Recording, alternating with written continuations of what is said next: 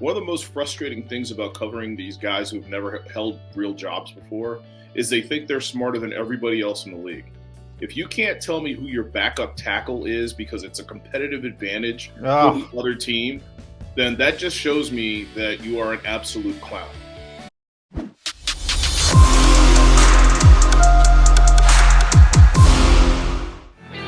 With John McMullen, I'm Jody McDonald. You got 65 streaming in. Thank you very much for jumping in today.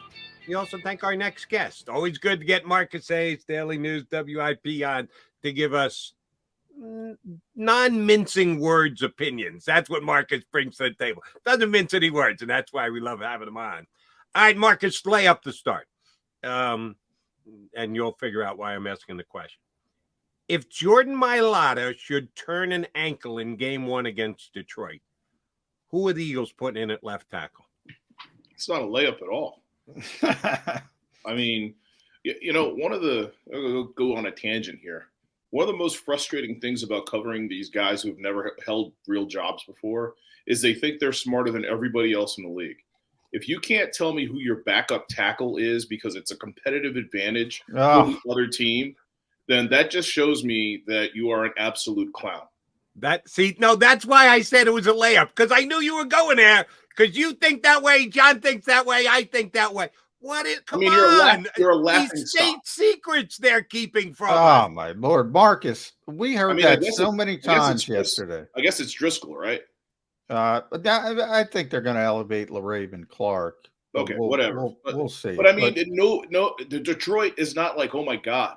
I know. What if they elevate LaRaven Clark? All that LaRaven Clark tape we have, we better delve into that. Exactly. And we're asking, who's going to be the punt returner, Marcus? Who's going to be the punt returner? Oh, we can't possibly tell them that. Well, yeah, they all stink. All your options stink. Detroit doesn't care. Dave Bipp doesn't care.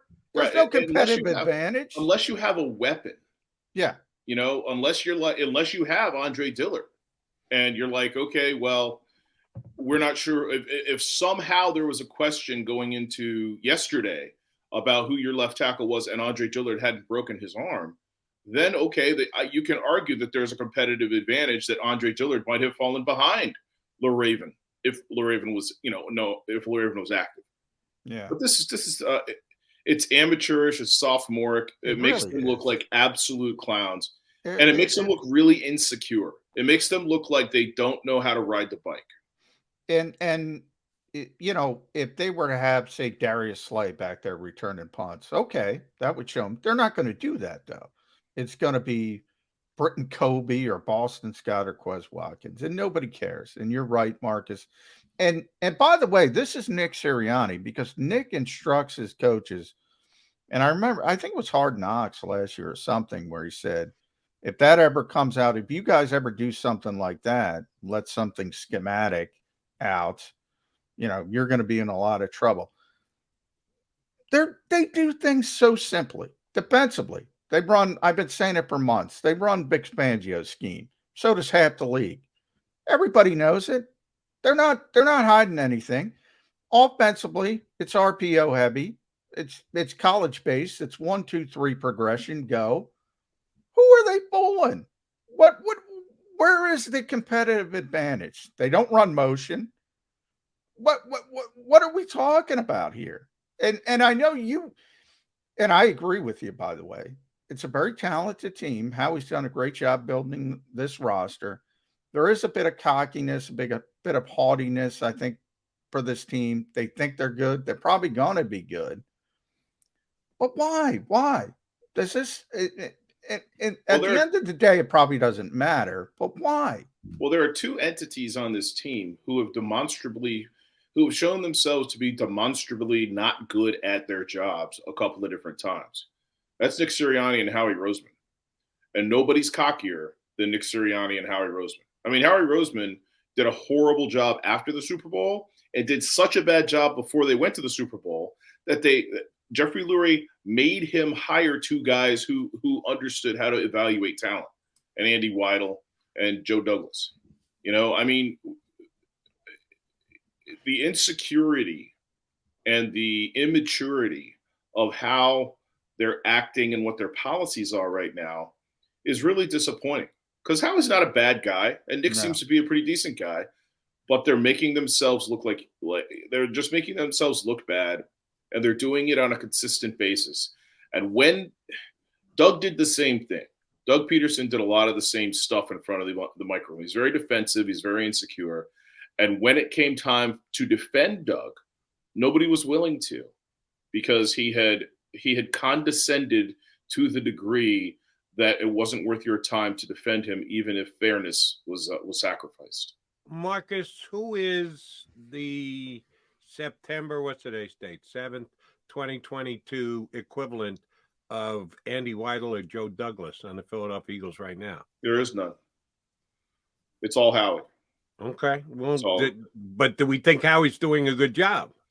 I don't know. I mean, the big thing Joe Douglas brought, and Andy Weidel to a degree too, is they were really good at evaluating veteran talent. You know, when they went to the Super Bowl, they didn't go because Derek Barnett blew everybody's doors off. They went because they had veteran running backs that Andy Weidel and Joe Douglas acquired. And Howie gets a lot of credit for that, but that wasn't Howie. The difference between the 2016 team's mistakes and the 2017 team's successes were the addition of veterans who played well, including Nick Foles. And that was Jeffrey Lurie. So all that said, Howie Roseman is in charge, so he deserves the credit. No moves are made without his final say, but we don't know whether Howie has had a good year or not. You know, Hassan Reddick might have 5 sacks. He might have 15. Well, since we've gone down this Howie road, we know that there was tremendous turnover in the Eagles front office this year. And it was ironic because they've lost so many people over the past few years, really, Marcus, because they wouldn't give out that assistant GM title. The NFL is very weird with their rules as far as blocking people where they can go for potential promotions. But essentially, they wouldn't give that title out.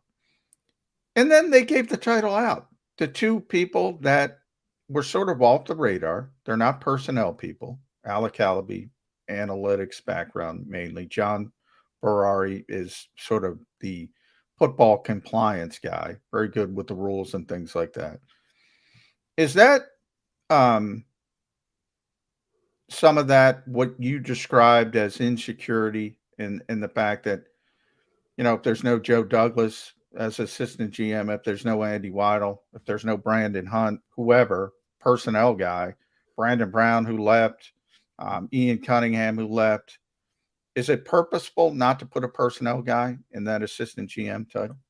Right. You block your personnel guys, from becoming assistant GMs. And at this point, Howie's still getting feedback, right? But he's not getting official feedback, and his 2 lieutenants aren't going to the Senior Bowl and checking out the grunts grinding in the trenches. So look, this is all Howie.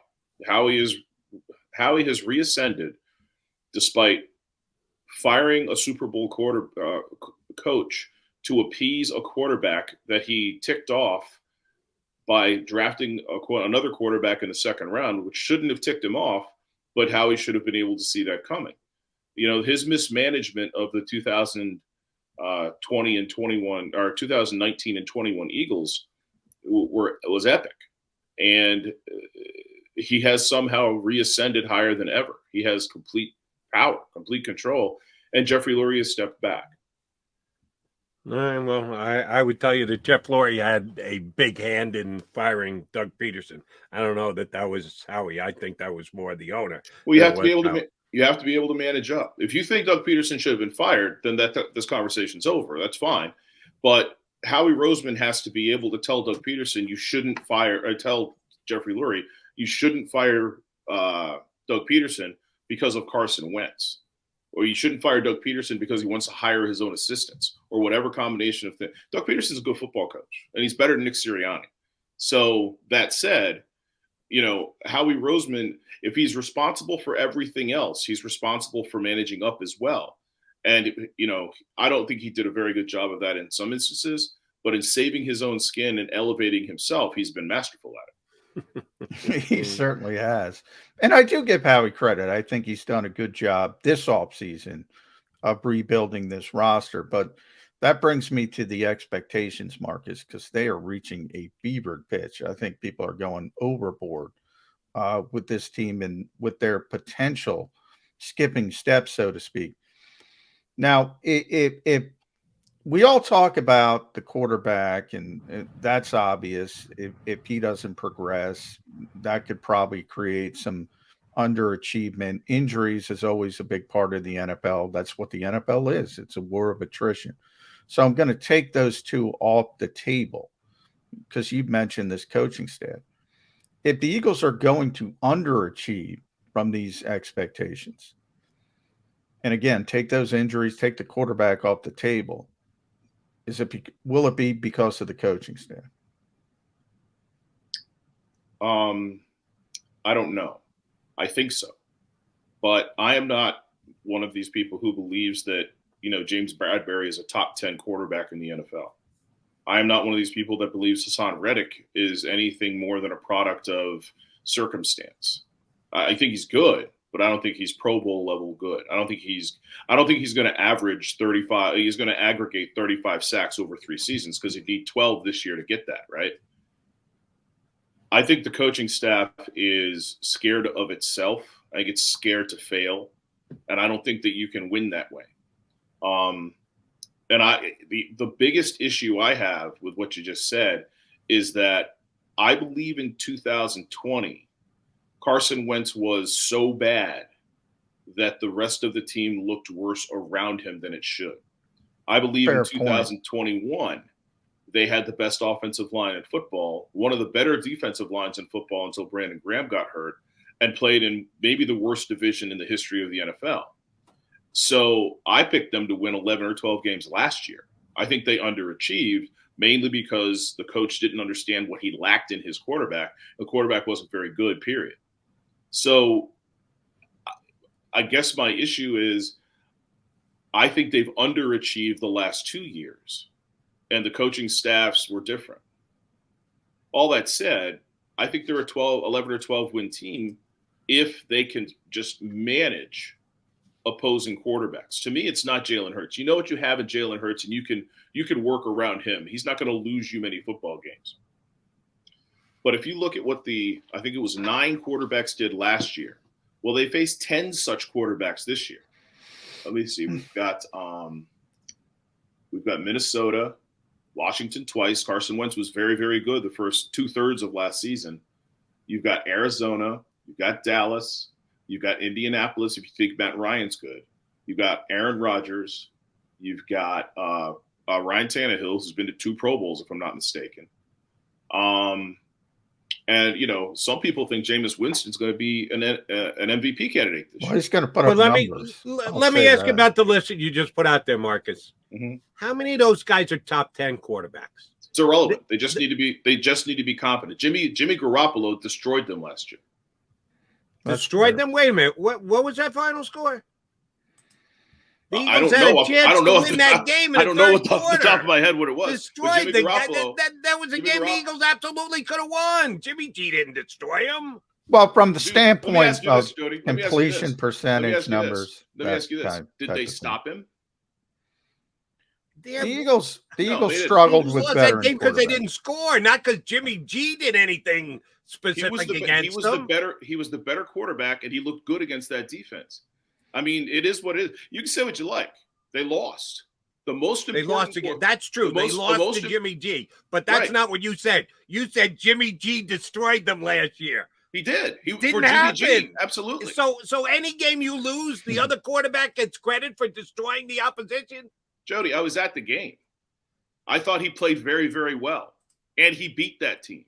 That team that was supposed to be beating them. My point is this, okay? This is the only point. Almost every time they faced a competent quarterback with a decent team, they were dismantled. They had no chance, okay? So that includes Jared Goff. Think about this. If Jared Goff had a better team, if they'd faced Jared Goff in December instead of October, November, whenever it was, is that outcome the same? Jared Goff was pretty good down the stretch. Wouldn't be 44-6, but well, they sacked him five. The Eagles walk away with a win, times. which means they would have destroyed the Detroit Lions. It's fair to say anytime a team wins, you destroy the other team's quarterback. It's fair to say they struggled with veteran quarterbacks when it came to certainly completion percentage. One of the things Jonathan Gannon's whole sentiment is, stop explosive plays and create turnovers. Nick Sirianni actually believes that as well from the offensive perspective. Those are the two statistics the Eagles coaching staff harps on: explosive plays and turnovers. They believe if you win both of those categories, you're going to win the vast majority of games, which, statistically, that bears out. The problem is when you have veteran quarterbacks, they're willing to go on those 15-play drives. They're willing. The whole mentality seems to be, all right, well, if we keep everything underneath, they're going to make a mistake at some point. It might be a holding call that sets you back. It might be a false start. It might be a turnover. But then you have the Brady's and the Carrs of the world at the top level. I think Derek Carr completed, 90% against them? Yeah, he beat the snot out of the Eagles. That's fair to say. So, when you have somebody who's willing to take those tiny little increments and just, methodically march down the field, the Eagles had some issues with those veteran-type quarterbacks. My question to you, Marcus, is because they're not changing their philosophy, does the additional talent, whether it's Jordan Davis, whether it's Reddick, as you mentioned, Bradbury, who you're not as high on as some people, Kaiser White, could be Marcus Epps, could be Nakobe Dean. Can the Eagles out-talent people now more than they did last season? I think more, but I think their competition's better too. Especially, think about the quarterbacks they faced over the last 5 or 6 games. What kind of fool's gold are we looking at? And by the way, Jimmy Garoppolo had 100 passer rating against them last year. I think that might have been his second best game, and maybe one of his 3 best games in the last 3 seasons. Jimmy stinks. Yeah, that's not good.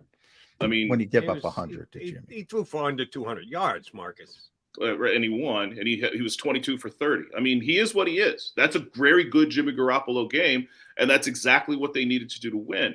But to answer your question, I don't know if Jordan Davis can make it through an NFL game. I don't know that James Bradbury is going to thrive in this system. I don't know if Hassan Reddick is going to be as dynamic on this line. I think he's probably the best bet. But there's a reason why Kaiser White got $3 million in a 1-year deal after 144 tackles. How much better, how much of an upgrade is that? The one guy of all the people that they signed this year, all the people they acquired this year, even with A.J. Brown, the wide receiver that they traded a first-round pick for, the guy I want to see play is Nakobe Dean, because I think he's the difference maker that this defense needs if he gets on the field. If he can stay on the field, cover tight ends, get to the quarterback, and make big plays in the middle, that's what they've lacked for a long, long time. All right, Marcus, this is a 2-parter. Number one, what you think's going to happen, and number 2, if Marcus Hayes were in charge, what I would like to do. Last year, the Eagles were the number 1 rushing team, not only in most yards, but in percentage of plays called running the football. 52.7% last year. They ran the football over past the football. Number 1 in the National Football League. They went out and got a wide receiver and paid him $100 million. They didn't get him to block. They're going to try and throw him the football. So we expect the number to move toward more passing. How much is it going to move? What does Marcus Hayes think the Eagles' percentage run to pass is going to be by the end of the season? Do you think they have it right? Do you agree with the strategy? I think it's going to move to about 40-60, maybe 42-58, maybe a little bit, maybe even a little bit less than that. Run versus pass. I think that it will ebb and flow. I think they're going to be very matchup oriented, because that's what almost got Nick Sirianni fired last year, not understanding what his quarterback couldn't do. I think you're going to be very disappointed at A.J. Brown's numbers at the end of the year. Devontae Smith, I think, will have a very, very good year. But the guy who's going to benefit the most is Dallas Goedert. That's going to open up the field for Dallas Goedert, and they're going to, if anything comes of this year versus last year, it's that Jalen Hurts will be forced to throw between the hash marks. I think that's the big coaching point for the Eagles and for Hurts. It's 1-2 boom, 1-2 boom, 1-2 boom. And it's unfortunate he couldn't figure that out last year because he had Zach Ertz last year as well with Dallas Goedert.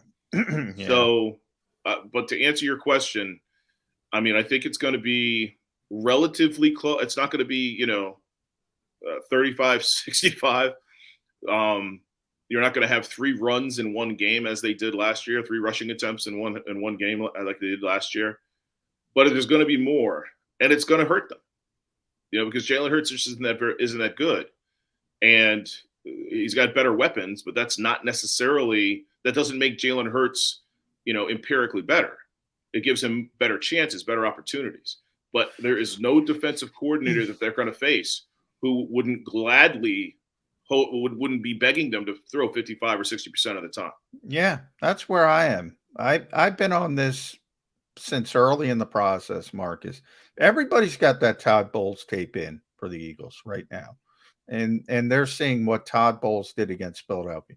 Now, some don't have the talent to replicate it, but they're going to try. Mm-hmm. My issue, and you said Jalen's not that good. I'm not going to go that far. I think he's a competent NFL starting quarterback, but I think he's a very unique one. And I think you have to accentuate what he does well. And we all know what Jeffrey Lurie wants and what Jeffrey Lurie believes, and he wants the high-octane passing offense, and I agree with him. That's the easiest way to win in the modern NFL, but they don't have that quarterback right now. So if they just say, we're going to throw the ball more because we have A.J. Brown, is that doing a disservice to Jalen Hurts? In other words, he can be more impactful in the same offense that was successful at the end of last season because he has better talent. But assuming he's going to turn into Justin Herbert or Joe Burrow, and we're going to throw the football all over the lot, I think that's doing a disservice to Jalen Hurts. Am I wrong on that? No, of course not. I mean, but let's understand what the NFL is about, okay? If you're a head coach, if you're an offensive coordinator, if you're a quarterback's coach, and you go to a team with a young quarterback who's raw, if that quarterback doesn't progress, then you get fired. It's just that simple. I mean, they are all in on Jalen Hurts. Howie Roseman's all in on Jalen Hurts because he picked him and he screwed up the chemistry of his team. Nick Sirianni's all in on Jalen Hurts because, think of all the quarterback gurus, including the guy they fired, who just got hired to coach a young quarterback in Jacksonville. Shane Steichen, this might be his last shot as an offensive coordinator. And Brian, the quarterback's coach, Brian Johnson. I always want to call him Brian McDonald for some reason. I don't know what's wrong with me. It's probably Jody McDonald on my mind. Could be, yeah. I take the blame. That's not I got big shoulders. But those guys, if Jalen Hurts doesn't progress, take a big step in his third season, his third full season being coached at the NFL level, he's not a full-time starter for 3 seasons, but he got coached a lot as a rookie by a good staff. If he doesn't take a big step forward in his third season, then you can not only is it his future that's in question, it's his offensive handlers' futures that are in question. All right, Marcus, let me get your read on a team that the Eagles will not be playing during the regular season, may play in the playoffs, one of the better NFC teams, and that's the San Francisco 49ers. My partner has them potentially going to the Super Bowl this year. You just said you think Howie Roseman screwed up the team chemistry in 2020 when he drafted Jalen Hurts. How's the chemistry going to work in the quarterback room for the 49ers this year when Jimmy G, a guy who I think you actually consider a player, is sitting there as the backup to a kid who's done nothing so far in his NFL career, and they bring Jimmy G back to be his backup? How is that chemistry going to work for the 49ers this year? Well, obviously it's not ideal, but Jimmy G's not Carson Wentz. the X factor in all of this is that Carson Wentz is insecure. Jimmy G's not insecure. Well, no, but the question is Trey Lance insecure? No, I think the issue with the comp was Carson versus Jimmy G, and the situation. The comp is the starter against a starter, and the starter was Carson Wentz, and the starter is Trey Lance. Well, I've answered your question. The answer is Jimmy G is not Carson Wentz. Jimmy G can handle it. Carson Wentz couldn't. No. Yeah. Carson, Carson had some insecurity issues. We'll use that term as well. I think Jimmy knows his lots, and by redoing his deal, he's got a better opportunity to force a trade and get another opportunity somewhere else to be a starter. Nobody was going to pay Jimmy Garoppolo the money that was on his original contract to be a starter. So they do the best they can. Kyle Shanahan, I think, handled that situation horribly, and I love Kyle Shanahan as a coach, but he would throw Jimmy under the bus on the regular. You're not creating trade value by doing that. But that's a very good football team, and I'm picking them to go to the Super Bowl, Marcus, because I don't know if Trey Lance can play at all. I'm not a Trey Lance fan. I think he's got to be better than Jimmy, and they made a Super Bowl with Jimmy, and they should have made another one with Jimmy because the rest of their talent is so good. In a lot of ways, and I'll bring this back to the Eagles, and last one for me because I know you got to run down to the NovaCare complex. And follow Marcus at InkStainedWretch on Twitter. Read him, Inquirer.com. Listen to him on WIP Sports Radio. The Eagles are kind of, to me, they should build like the 49ers. The 49ers have the great running scheme. The Eagles have the great running scheme. 49ers have the tremendous defense. The Eagles probably don't have the game record that the 49ers have in Nick Bosa, but that's how you get there. They've been to the Super Bowl. They should have won the Super Bowl. They outplayed Kansas City for the vast majority of that game. If Jaquiski Tartt, our old friend for a month, intercepts the football last year, they're in the Super Bowl again. Our old friend for a month. Yeah. Shouldn't that be what the Eagles are doing? Replicate Honestly, that. I don't think that the owner can allow that to happen in his own mind. And it's not just what happened in 2017, it's what happened in 2018. He saw what Andy Reid did with that quarterback and those receivers in that scheme.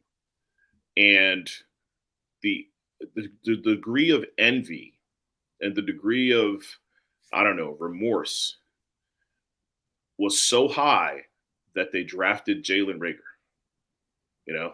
It's the owner will never allow a team like that to exist in his stadium. He will never, not on purpose. Hold on. I got to get this straight. Howie Roseman told us yesterday part of the reason they drafted Jalen Reagor was because Greg Ward had such a good year the year before. What the hell was Howie talking about there? I like your philosophy better here, that they were attempting to recreate Tyreek Hill.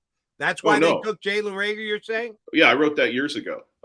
When Jeffrey Lurie saw there was a graphic in that Super Bowl where I think the fastest team in the NFL, man for man, was San Francisco actually, and the second fastest was Kansas City.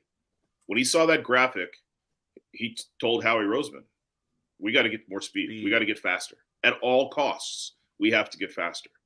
And that explains, if you look at their draft that year, all they did was draft fast guys, So, and this happened, I was told this happened. I wrote it. They've never refuted it. I've seen Jeffrey Lurie 5 times since. He's never said that's not true. But that's what Jeffrey Lurie wants, and that's what he believes wins in the NFL. Now, I think you can win a lot of different ways. I think you're, like as John said, the most likely path to success is, you get a couple of tackles, put a really good quarterback between them, and then you fill in with, as much speed or talent or whatever is you can. I mean, Tom Brady has proven to us that you create receivers. You can create stars if you're protected and you're good. But And that's what Jeffrey Lurie wants, because the only person he's been nearly as jealous of as Andy Reid is Bill Belichick and Tom Brady. He and the other 30 owners around the National Football League too, when it comes to Belichick and Brady. Marcus, great stuff. We love having you on the show whenever you can come on. Thanks for coming on today before you head down to the NovaCare. We will get you up again in a good couple of weeks. Thanks for jumping Thanks on. for having me. I'll go pick up my check from Jimmy Garoppolo now. Yes, the big Jimmy G fan is Thanks, Mark. Marcus. He can afford it, Marcus. That's right. That's right. Yeah. Take care, boys. Jimmy.